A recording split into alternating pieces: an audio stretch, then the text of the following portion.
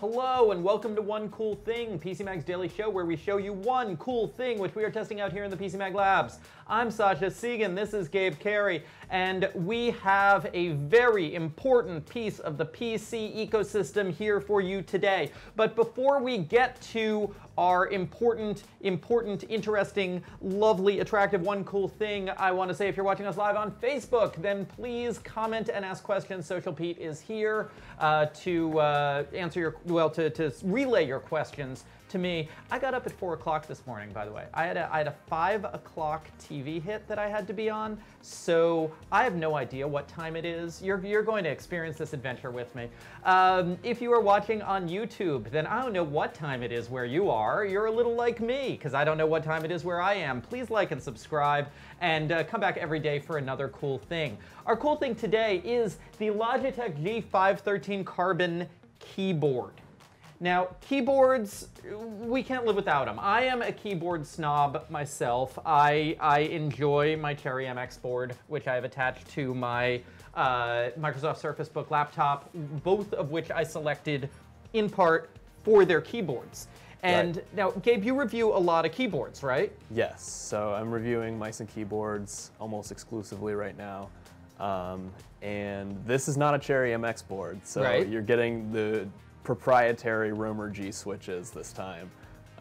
So that might be a little controversial. So what do you look for in a keyboard? What makes a good keyboard in the PC Mag world? For me, I like speed. I like to be able to type as quickly as possible and also execute commands as quickly as possible when I'm gaming. This balances the best of both worlds, I think. It has a 1.5 millimeter actuation point, as opposed to the Cherry MX browns and blues, which have 2 millimeter and 2.2 millimeter respectively.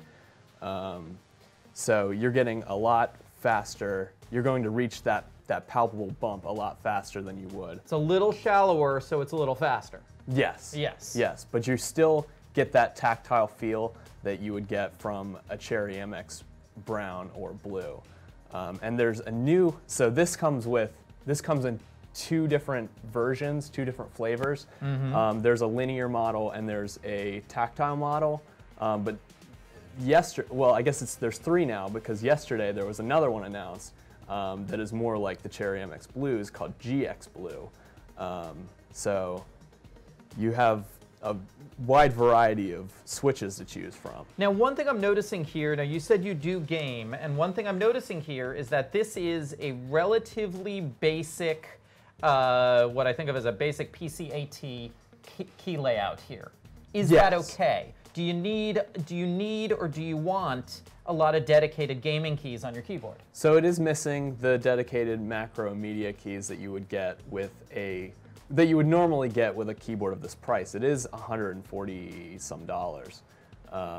So it is pricey for a basic keyboard. Then again, if you have minimal desk space, this is a smaller keyboard that is more compact than let's say the Corsair K95 Platinum or the Razer Black Widow Chroma V2.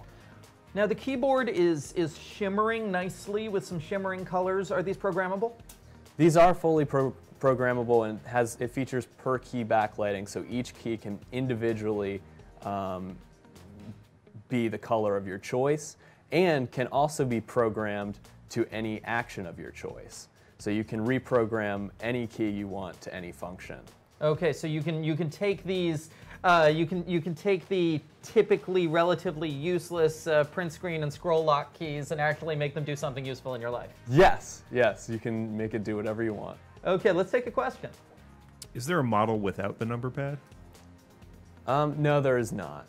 So the only models that exist are the 3 different key switch models, and then there is a silver version of the same keyboard that is only available at Best Buy. Now, what do we have for pass-through ports here? So there's only a single USB port, USB 2.0. Pretty much nothing else. What is this screw hole here? Good question. I don't know. Okay. I think it's some proprietary attachment that can be attached, but I have no idea. There's no information regarding that mysterious screw hole. Okay, okay.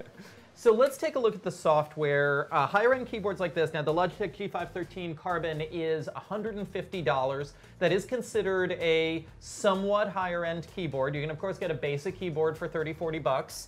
You know, absolutely. So we're piling on the features here. I was going to get to the software, but I see we have a question. Someone wants you to do some typing on it just to give a sense of the sound. Yeah, absolutely. Let's, and I'll hold it relatively close to my mic so you can hear it.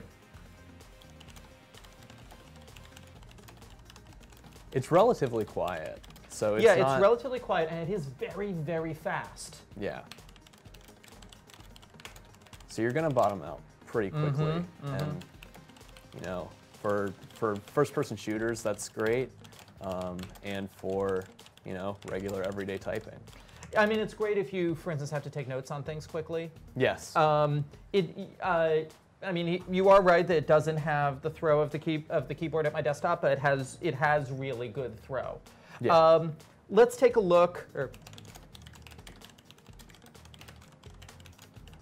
Let's take a look at the software now. So this comes with software here, and why don't you come around so you can look at it? Is it Windows 10 only? No. So it is available on Windows 7 and 8 and 8.1 as well. Okay, and what can you set up through the software? Okay, so through the software, you can customize the profiles here. You can create your own profiles for each game that you play and attach it to a specific application. You can change the lighting here. There are 4 different lighting modes, freestyle, zones, effects, and your effects. And basically in your effects, you can create your own stuff.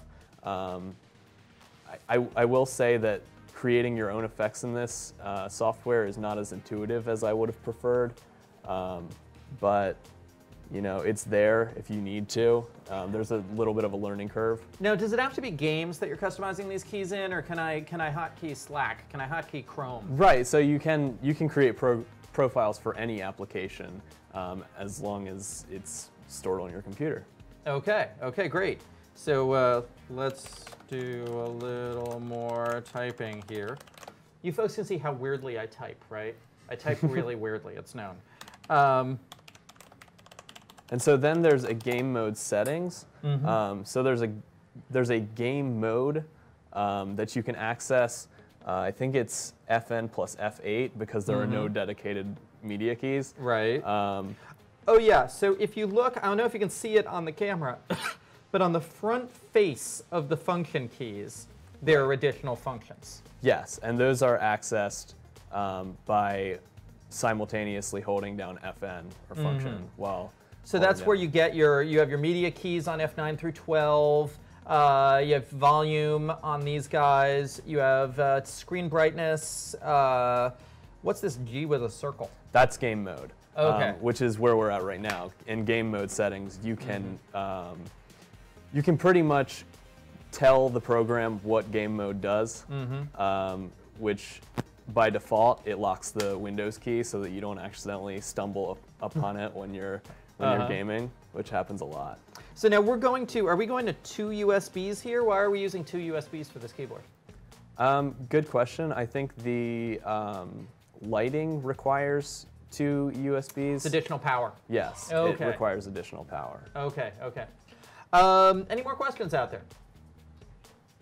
So you mentioned Cherry keyboards earlier, but Cherry doesn't sell it to the public, right? You were talking about companies that are using Cherry switches. Right, I was talking about Cherry switches.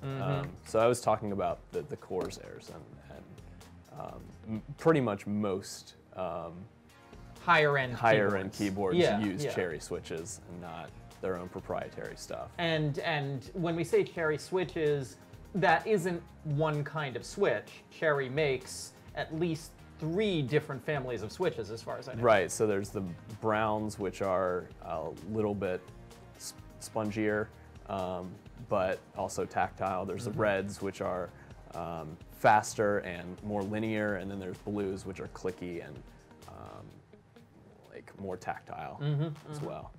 And none of these are like the hideous abomination which Apple has put on its laptops, the keyboard which should be eliminated from all time and space and forgotten for the rest of mankind's history.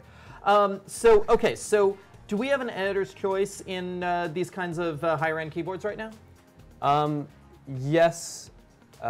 Wait. Maybe not. Let me look down in the review. Yeah.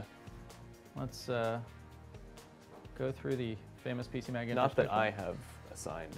Okay. But somebody might have done it before you. Yes, probably. Let's see. No, it looks like we're still waiting for you to assign one. But is this the best one you've seen so far? This is the one I'm using for work. So, yeah. So this is the one I prefer to use. I have the option to use a lot of different keyboards right now, and this is the quiet one. This is the fast one, and it's good for gaming too. Terrific. One more question before we go.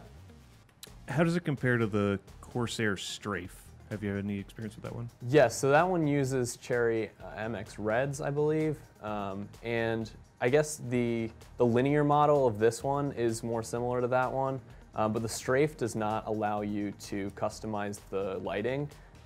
It's static red all the time, whereas this one it has per key backlighting, and it has a lower actuation point. So this is the Logitech G513 Carbon. It is a $150 4-star keyboard. We really like it, and I'm kind of thinking maybe I should replace mine with this one because it's really nice. Thank you all for watching. Of course, we have a full review up on PCMag.com. This has been One Cool Thing. If you have been watching on Facebook, thank you for participating in the live discussion. We will be back at 10 a.m. tomorrow with another live discussion on Facebook of another cool thing in the PC Mag Labs. If you are watching on YouTube, then please like and subscribe. Come back to PC Mag's channel every day. We'll have another interesting cool thing for you.